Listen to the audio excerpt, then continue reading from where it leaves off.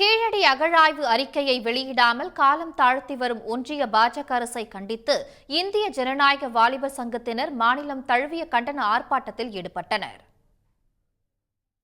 தொல்லியல் ஆய்வாளர் அமர்நாத் ராமகிருஷ்ணன் கடந்த 2023ஆம் ஆண்டு ஜனவரி மாதம் அளித்த 982 பக்கங்கள் கொண்ட கீழடி அகழாய்வு அறிக்கையை ஒன்றிய அரசு தற்போது வரை வெளியிடாமல் உள்ளது. இந்நிலையில் தமிழரின் வரலாற்றை ஒன்றிய பாஜக அரசு மறைக்க முயற்சிப்பதாக கூறி இந்திய ஜனநாயக வாலிபர் சங்கத்தினர் மாநிலம் தழுவிய கண்டன ஆர்ப்பாட்டத்தில் ஈடுபட்டனர். மாவட்டங்களில் உள்ள ஒன்றிய அரசு அலுவலகங்கள் முன்பு ஆர்ப்பாட்டம் நடத்தினர். அமர்நாத் ராமகிருஷ்ணனுடைய ஆய்வறிக்கையை எந்தவித திருத்தமும் இல்லாமல் உடனடியாக வெளியிட வேண்டும். ஒன்றிய அரசு அதில் விதமான கட்டாயத்தையும் அவரை செய்யக்கூடாது என்பதை வலியுறுத்தி இன்றைக்கு இந்திய ஜனநாயக வாலிபர் சங்கத்தின் சார்பில் தமிழ்நாடு முழுவதும் முதல் கட்ட போராட்டத்தை, கீழடியை பாதுகாக்கிற போராட்டத்தை நாங்கள் நடத்தி கொண்டிருக்கிறோம்.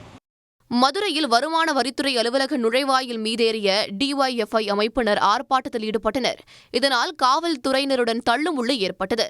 பின்னர் அலுவலக வாயில் முன் அமர்ந்து கீழடி அறிக்கையை வெளியிடக் கோரி முழக்கமிட்டனர்.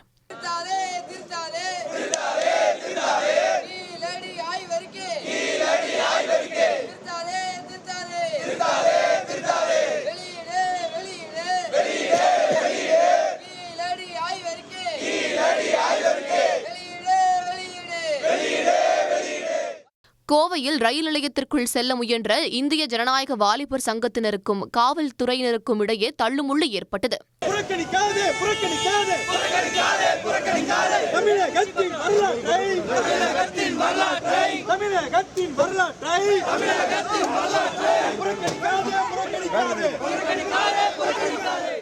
ஒன்றிய அரசு 2 ஆண்டுகளாக வெளியிடாமல் உள்ள கீழடி அறிக்கையில் எந்தவித திருத்தமுமின்றி வெளியிடக் கோரி பல்வேறு இடங்களில் இந்திய ஜனநாயக வாலிபர் சங்கத்தினர் ஆர்ப்பாட்டத்தில் ஈடுபட்டனர்.